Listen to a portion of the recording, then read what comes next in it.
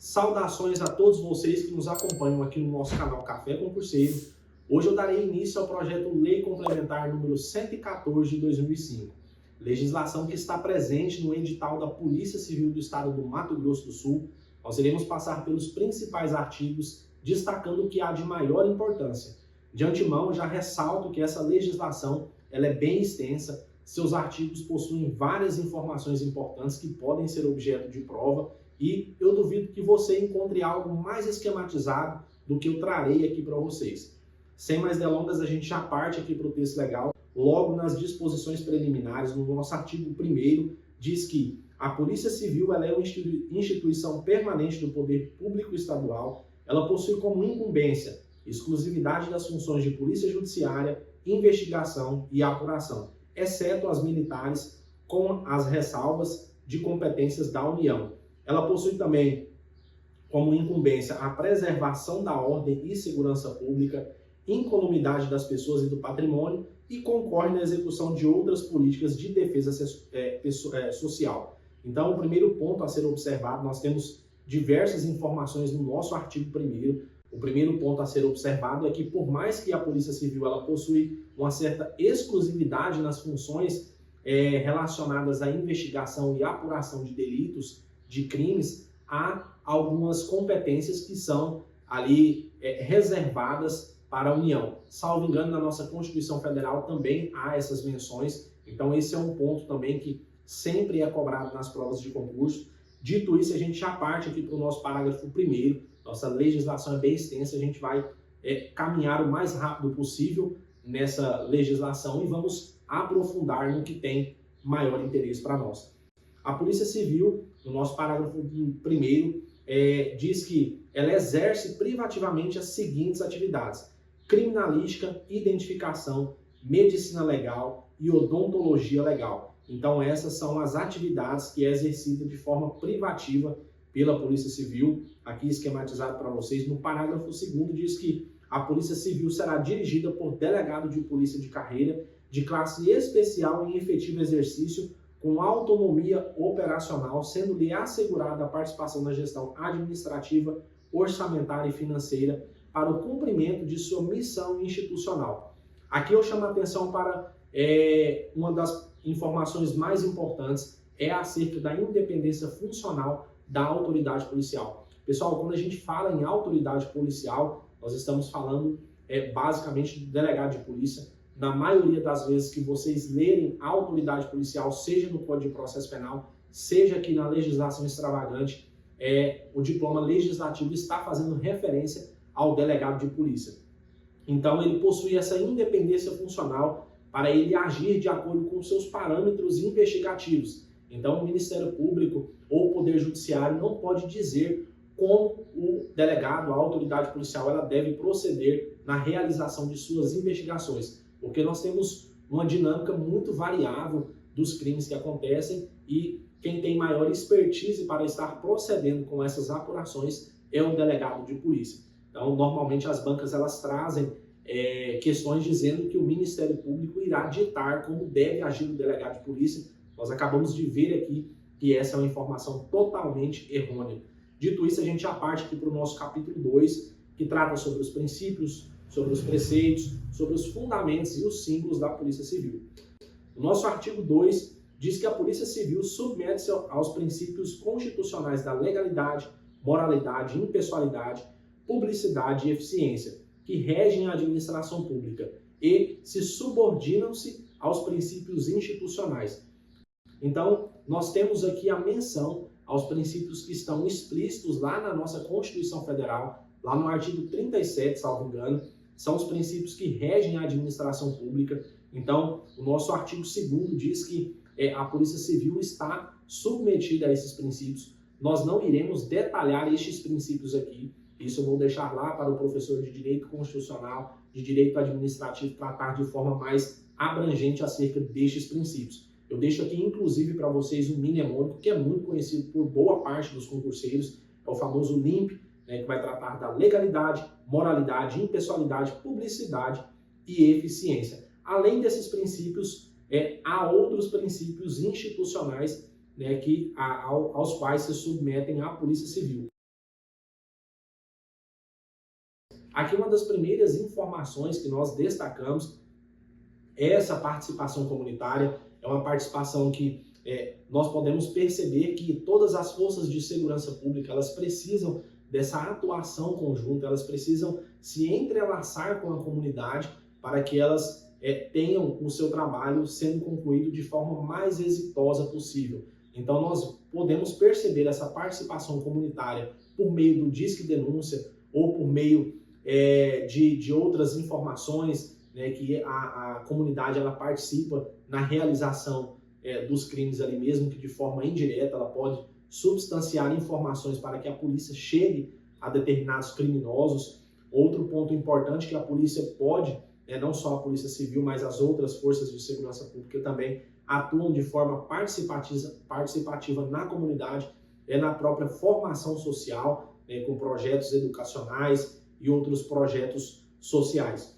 Outro ponto que merece destaque aqui nos princípios institucionais é essa parte que fala sobre a unidade de doutrina, a uniformidade de procedimentos. Aqui nós podemos ver e podemos linkar, inclusive, lá com a nossa cadeia de custódia que está no Código de Processo Penal, que traz ali uma unidade de procedimentos a serem realizados para que nenhuma coleta, nenhum vestígio, nenhum procedimento de apuração de crime seja feita de forma desrespeitosa ou de forma ilegal. Então aqui nós temos essa unidade, essa uniformidade como princípio institucional. Outro princípio institucional importante é essa questão da obediência, hierarquia e disciplina, algo bem tratado lá nas questões das carreiras das polícias militares, mas nós também temos isso daqui sendo abordado na carreira da Polícia Civil. Normalmente vocês podem ver questões de provas dizendo que os requisitos de hierarquia e disciplina são afetos apenas às polícias militares. Aqui nós vemos que eles também são afetos à Polícia Civil, então não caia nessa pegadinha. Outro ponto importante é sobre a integração, a reciprocidade com os demais órgãos de segurança pública. Então, nós podemos perceber que a Polícia Civil ela não irá trabalhar de forma sozinha, de forma isolada, melhor dizendo. Ela tem que trabalhar de forma integrada com os demais órgãos de segurança pública para que ela possa conseguir, da melhor forma possível, desarticular organizações criminosas e interligar-se com sistemas informacionais aí que está disponível para os agentes de segurança pública. Dito isso, o nosso parágrafo único diz o seguinte: considera-se procedimento técnico-científico toda a função de investigação da infração penal, levando-se em conta seus aspectos de autoria e materialidade, inclusive os atos de escrituração do inquérito policial ou quaisquer outros procedimentos, instrumentos e atos oficiais. O que esse parágrafo único nos traz de informações importantes? Ele abrange toda a atuação policial, desde a parte investigatória até a parte mais administrativa, que diz respeito mais aos escrivães de polícia. Então, desde os atos ali realizados pelo pessoal da investigação, pelos investigadores, ela é considerada um procedimento técnico-científico, até essa parte mais administrativa que é perpetrada ali pelos escrivães de polícia, as atividades mais cartorárias, que dizem mais respeito ali, seja a custódia de vestígios, seja ao procedimento ali de documentos que são administrativos, que são documentos físicos, ou seja, online. Então, toda essa parte, ela consubstancia-se, considera-se como um procedimento técnico-científico. Dito isso, a gente já parte para o nosso artigo 3º, que diz que as funções da Polícia Civil estão submetidas aos seguintes preceitos.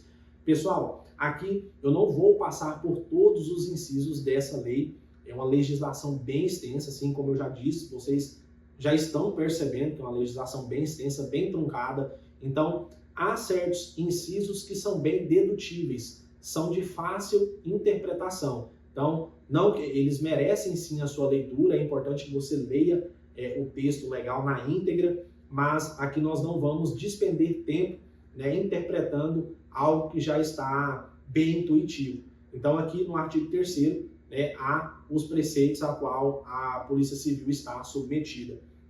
E uma observação que eu faço em relação a esses preceitos é essa questão dos verbos no infinitivo, que indicam uma ação, uma função de fazer. Normalmente eles são terminados em AR, IR ER, ER. Então sempre tem essa terminação e ela também sempre irá indicar uma ação, igual preservar, respeitar, atuar, exercer, conduzir. Então, é lógico que o examinador ele pode mudar esses verbos, né, sem mudar o sentido, para pegar, né, se ele quiser, às vezes, tornar a questão mais complexa, ele pode fazer isso. Isso é apenas uma dica para que você, né, memorize de forma mais fácil esses preceitos. Dito isso, nós já partimos aqui para o nosso artigo 4º, que diz respeito acerca da investigação policial e suas finalidades. Ela possui como finalidade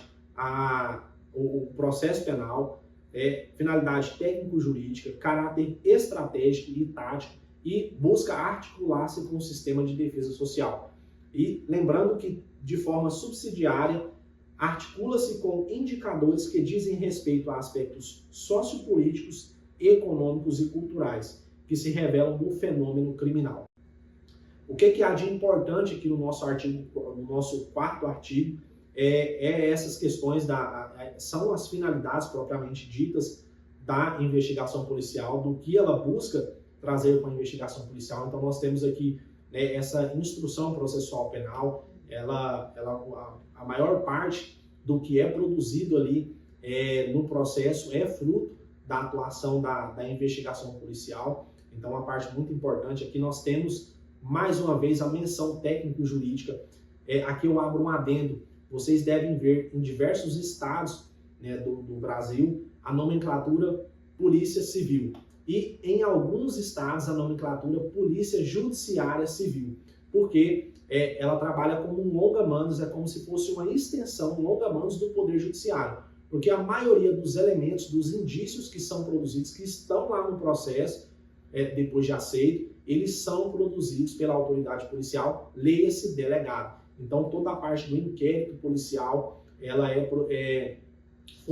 vai funcionar, né, como um elemento de prova, como um indício, né, quando estiver ali na área jurídica. Então, por isso que há bastante essa menção técnico-jurídica. Aqui no Mato Grosso do Sul, há essa menção de Polícia Judiciária Civil do Mato Grosso do Sul. No Mato Grosso também há essa menção. Em outros estados há simplesmente a nomenclatura Polícia Civil. Outro ponto importante acerca aqui do nosso artigo 4º, que sobre essa atuação aqui, sobre essa forma subsidiária. Porque quando a Polícia Civil, não só a Polícia Civil, mas a Polícia Civil e os outros órgãos, eles atuam, há diversas informações que vão se formando, que vão ser utilizadas, que vão servir de base para outros conhecimentos relacionados à criminologia, à criminalística, que estuda ali o fenômeno criminal. Então, toda essa parte, né, todos esses resquícios que vão caindo ali do filtro da investigação policial, eles vão substanciar, né, essas outras ciências que buscam explicar todos os fenômenos criminais. A gente pega ali a criminologia, que vai estudar o crime, o criminoso, o controle social e uma série de outros fatores. E então esse ponto é muito importante e ele inclusive faz menção a esses pontos aqui, esses aspectos sociopolíticos, econômicos, culturais, diversos aspectos que são analisados aí no contexto do crime, né, uma parte mais fora da investigação, que vai substanciar, resumindo, esses outros conhecimentos aí da área de humanas.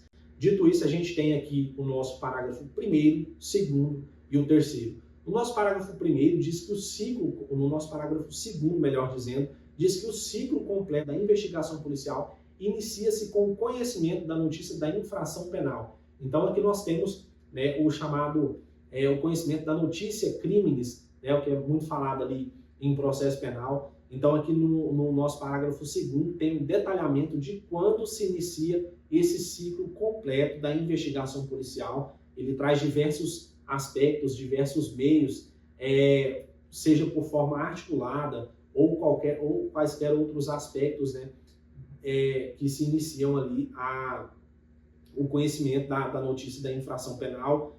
No nosso parágrafo 3º diz que a ação investigativa executada por membros da Polícia Civil, ela é praticada como regra geral nos domínios circunscricionais de uma determinada área geográfica, podendo ultrapassá-los se assim for necessário em face das evidências subjetivas e objetivas no ato em apuração. O que nós temos de importante aqui nesse parágrafo terceiro é que, em regra, a Polícia Civil ela possui uma certa atuação geográfica, um certo espaço geográfico onde ela irá atuar. Mas, em regra, como exceção, e a gente, inclusive, pode acompanhar nos noticiários, não é incomum vermos ações da polícia sendo desdobradas em diversos outros estados, alcançando diversos outros estados. Isso porque as organizações criminosas elas estão bem articuladas, cada vez mais articuladas, e estão bem ramificadas em diversos estados.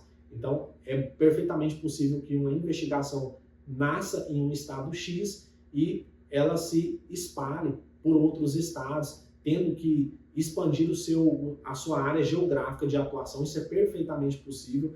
Caso contrário, nós não teríamos uma exitosa forma de atuação da polícia se isso fosse de uma forma mais segregada. Dito isso, outra parte mais importante aqui, a gente já pula para o nosso artigo 5º, que traz os símbolos institucionais da Polícia Civil. E nós temos aqui os 3 Bs, bandeira, brasão e botões, medalhas, distintivo e hino. Nós temos 6 símbolos institucionais, lembrando que os botões eles são modelos estabelecidos em decreto, mediante proposta do diretor-geral da Polícia Civil. Dito isso, a gente conclui aqui o capítulo 2, a gente parte para o capítulo 3, que fala sobre as funções institucionais. O nosso artigo 6º diz que a Polícia Civil, órgão integrante do Sistema de Segurança Pública do Estado do Mato Grosso do Sul, tem por missão dar cumprimento às seguintes funções institucionais. Aqui eu chamo a atenção novamente para o que eu havia dito há alguns artigos atrás. Nós não iremos passar por todas essas funções, é uma atuação muito mais conveniente ao candidato fazer essa leitura. A observação importante que eu faço aqui é sobre os verbos no infinitivo, mais uma vez, que indicam uma ação, um fazer. Nós temos aqui praticar, organizar e executar, colaborar. Então, são verbos terminados em AR, ER e R. Indicam uma função de fazer. Mas eu vou ler aqui o inciso primeiro, que diz que, dentre as funções institucionais, está praticar com exclusividade todos os atos necessários ao exercício das funções de polícia judiciária e investigatória, de caráter criminalístico e criminológico, manutenção da ordem e dos direitos humanos e de combate eficaz à criminalidade e da violência. Então aqui nós temos um inciso bem completo, com diversas informações importantes. Outro ponto importante aqui no nosso inciso terceiro é a colaboração, é a menção de colaborar com a justiça criminal.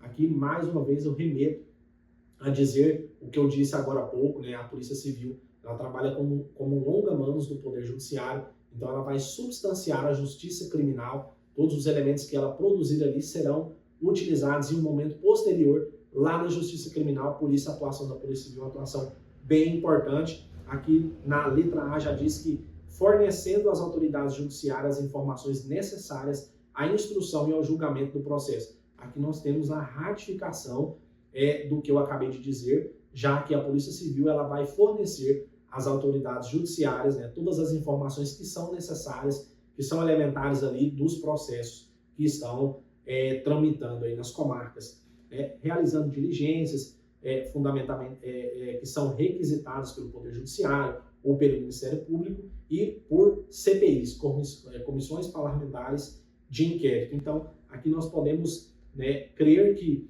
toda essa atuação da Polícia Civil ela é lastreada por esse aparato estatal, pelo Poder Judiciário, pelo Ministério Público, pelas CPIs. Então, a gente percebe no próprio texto legal a proximidade da Polícia Civil com os outros órgãos que estão ali elencados na Constituição Federal.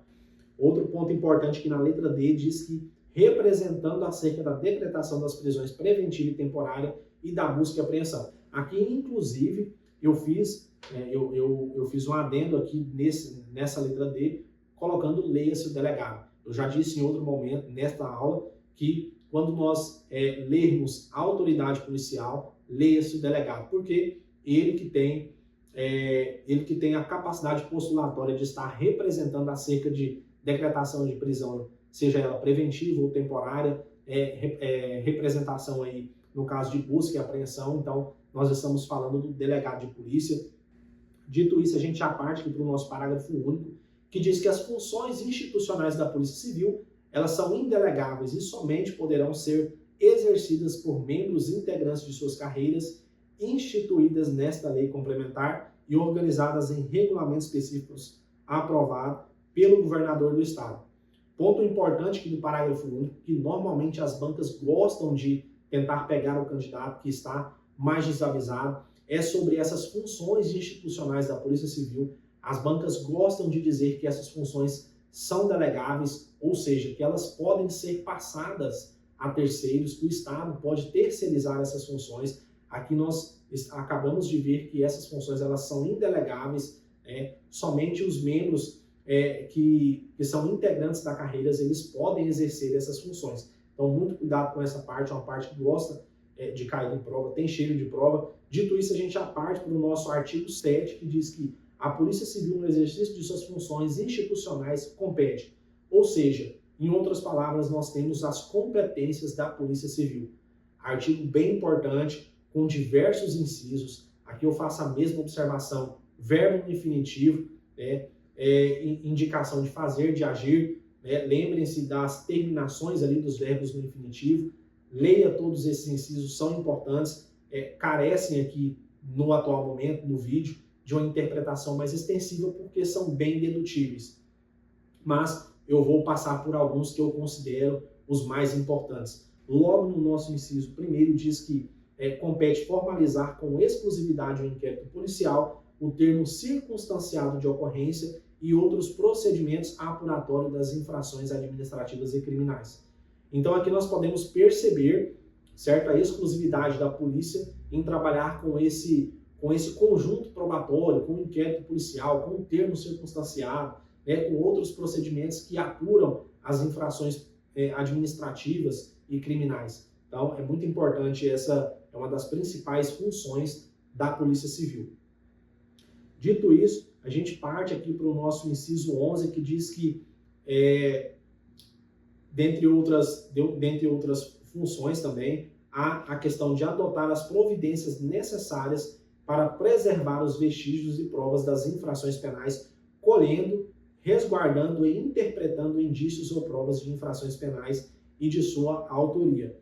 Aqui eu faço o link lá com a nossa cadeia de custódia, que foi implementada recentemente. Existe uma padronização, existem parâmetros, existem passos a serem seguidos ali para a coleta dos vestígios, para a preservação dos vestígios. Existem todos os mecanismos que buscam resguardar de uma forma mais fidedigna possível todos os vestígios, para que assim possa se chegar na acusação ou absolvição de algum acusado. Então, aqui nós temos essa menção de importância que essas providências elas sejam tomadas de forma mais correta possível, digamos assim, para que isso não se perca, para que os vestígios não se percam.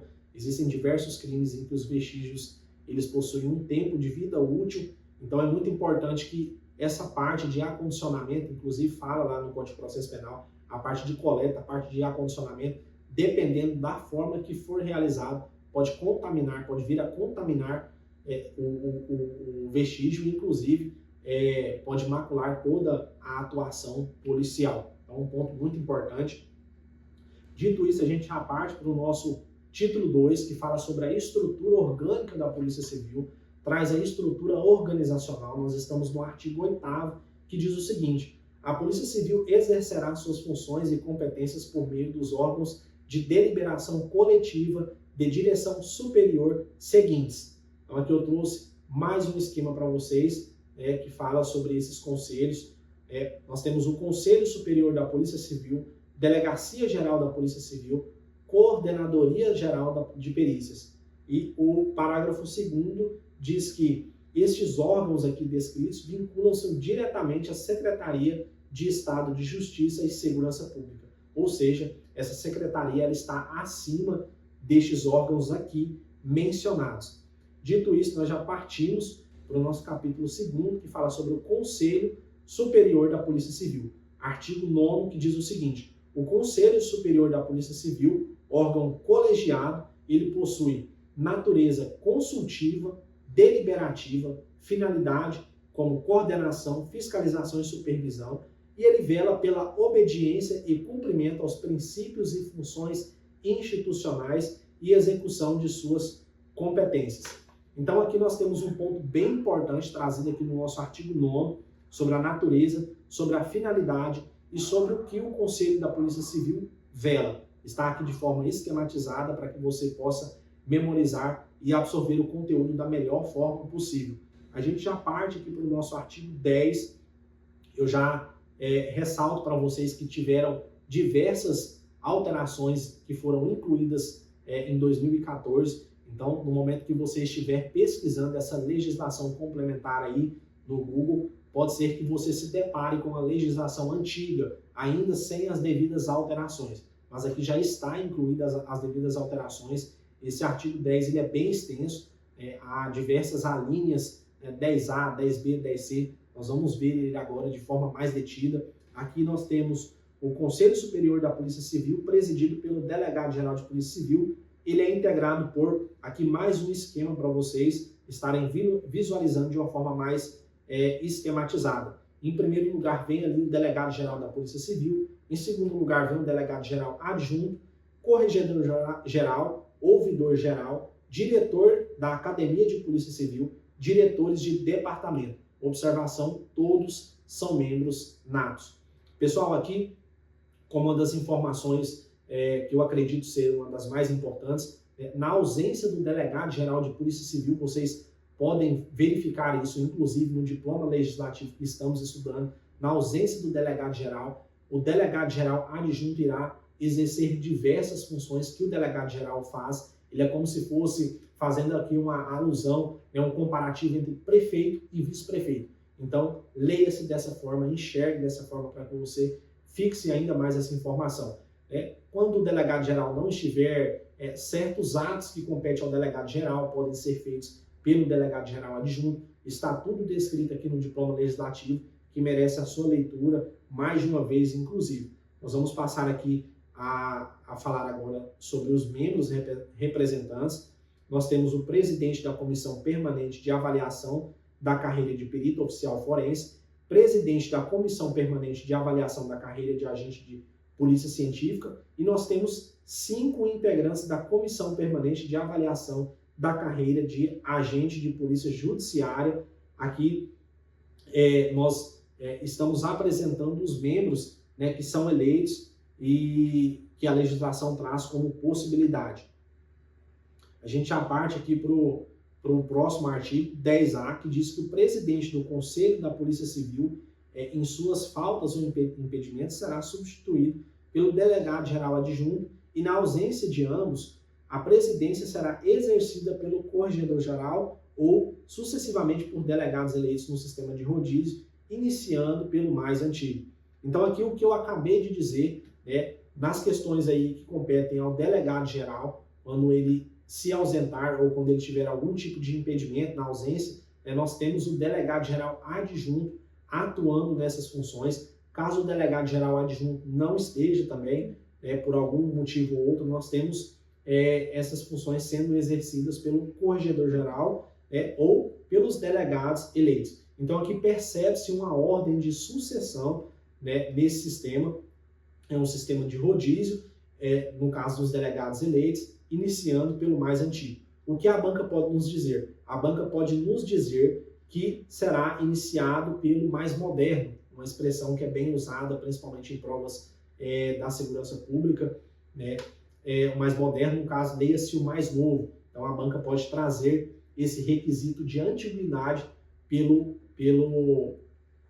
mais novo, mais moderno, de acordo com o termo que o avaliador irá utilizar. Nós temos aqui mais 5 parágrafos, notem o quão extenso é esse artigo 10. Nós temos aqui o artigo 10b, que trazem circunstâncias configuradoras de impedimento ou suspensão dos membros do Conselho. Então, nós já estamos falando sobre os membros do Conselho, e aqui há circunstâncias que impedem ou deixam em suspeição esses membros. Ser parte interessada, ter amizade íntima ou inimizade capital com quaisquer dos interessados. Então tem diversos incisos aqui que, mais uma vez, não merecem a nossa interpretação mais profunda, haja vista que são bem dedutíveis. Um ponto que eu chamo a atenção para vocês aqui no inciso 6º é sobre esse grau de parentesco, ser cônjuge, parente consanguíneo ou afim de alguma das partes, em linha reta ou colateral até o 3º grau. Deixei negritado aqui porque normalmente a banca ela gosta de mudar esses graus de parentescos. Aqui nós temos uma banca que possui um certo perfil de proximidade com a banca OCP. A OCP ela gosta muito de mudar esses detalhes, não só esses detalhes de graus de parentesco, mas também ali no que diz respeito aos preceitos secundários de pena. Foi inclusive um dos apontamentos que eu fiz no vídeo que eu fiz sobre a análise dessa banca. Então, dito isso, a gente parte aqui para o nosso artigo 10C, que fala sobre os membros eleitos, que fala sobre o prazo de mandato. Nós temos um prazo de mandato de 2 anos, sendo permitida a recondução, em que se observará o mesmo procedimento. Aqui, mais uma vez, o conteúdo negritado, porque a banca pode trocar esse prazo de mandato, dizendo que é um prazo de mais de 2 anos ou de menos de 2 anos. Nosso parágrafo 1º diz que as eleições serão realizadas no mês de maio, então, e o mandato ele se inicia no primeiro dia útil do mês de junho e termina no último dia do mês de maio, ao final do biênio, que já no parágrafo 2º. Pontos importantes nesses 2 parágrafos, fazendo já o link com o que eu acabei de dizer. Esta banca ela gosta de mudar certos detalhes, principalmente esses detalhes, início de mês, final de mandato, igual aqui nós temos essas questões afetas a eleições aqui dos membros do conselho. Então pode ser que a banca ela altere algum desses dados. Eu particularmente rechaço essa atuação, não mede conhecimento, mede mais quem gravou o conteúdo, mas normalmente é o que a banca vem trazendo para nós e nós temos que jogar o jogo da melhor forma possível para que nós conseguimos lograr êxito e conseguir a tão sonhada vaga. Dito isso, a gente já parte aqui para o nosso parágrafo 8º, que fala sobre o voto. O voto ele é facultativo, secreto e pessoal, vedado o voto por representação, podendo a critério da Comissão Especial Eleitoral, desde que observada a necessária segurança e acessibilidade a todos os integrantes da instituição, ser realizado por meio de cédulas, permitido o voto postal pela internet ou por outro meio eletrônico disponível. E somente poderão exercer o direito de voto os integrantes do quadro ativo do Grupo Polícia Civil em efetivo exercício. Parágrafo 8º e parágrafo 9º. Aqui eu trago inclusive uma observação. A banca ela pode mencionar que os membros inativos eles podem exercer o direito ao voto. Aqui nós acabamos de ver que quem exerce o direito ao voto, quem tem o direito ao voto nessa situação, são somente os membros da carreira que estão na atividade. Então a banca ela pode trazer essa informação pegando aquele candidato mais desavisado. Dito isso, a gente já parte para o nosso artigo 10E, que diz que são inelegíveis as vagas de membros eleitos, de membros representantes e suplentes, os integrantes do grupo da Polícia Civil ocupantes da última classe da respectiva carreira. E aqui nós temos uma diversos incisos que trazem essas possibilidades aqui de inegibilidade. Então, mais uma vez, nós temos incisos que são bem dedutíveis, bem interpretativos, que não merecem a nossa interpretação mais profunda nesta aula. Dito isso, a gente já parte aqui para o nosso artigo 10F, é a última extensão do artigo 10, bem extenso, então vocês perceberam aqui que nós passamos por 10 artigos. O 10F diz que o requerimento de inscrição será dirigido à Comissão Especial Eleitoral no prazo e no local assinalados no edital, que analisará sua admissibilidade e divulgará a relação dos aptos e dos inaptos.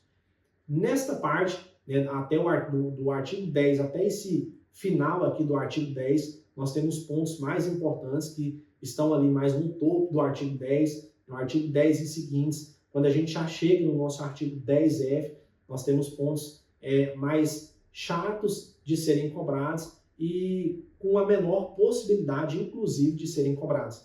Eu vou encerrar esta aula aqui, nós teremos uma próxima aula. Se você gostou desse vídeo, curte, comenta, se inscreva no nosso canal, ative as notificações para ser notificado quando nós fizermos a segunda aula. E até a próxima. Valeu!